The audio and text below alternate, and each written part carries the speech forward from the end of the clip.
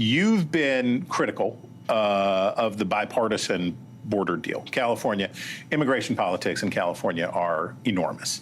And you've been critical of the bipartisan border deal. You said it institutionalizes illegal immigration.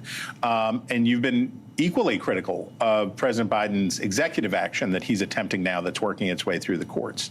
But Congress hasn't been able to pass anything. Congress has not been able to do anything here. Well, again, not entirely true.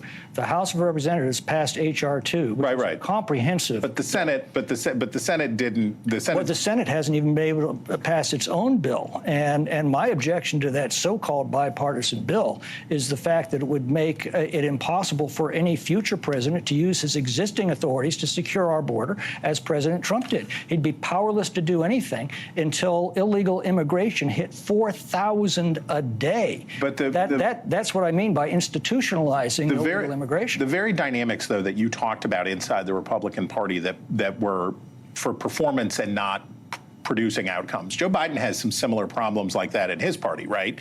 He's got Democrats screaming about something that you say is insufficient, right? His executive action, you say it's not nearly enough. He has Democrats saying it's way too much and it's a return to Trump. Well, what I can tell you is this. When I was at the Yuma border last year, I met with a group of Border Patrol agents, and I said, look, we can't enforce the laws. We're the Congress. We write the laws. What laws do you need us to write to make your jobs better?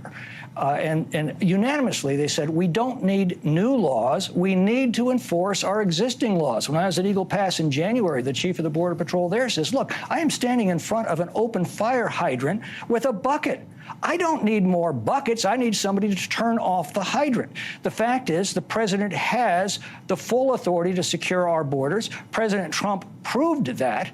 And on this very first day in office, Joe Biden reversed all of those policies and began the largest illegal mass migration in history. All right. If you were from Placerville, you'd know him already. But if you don't, there he is, Tom McClintock. Thank you very much, Congressman. My pleasure, Chris. Thanks for having me.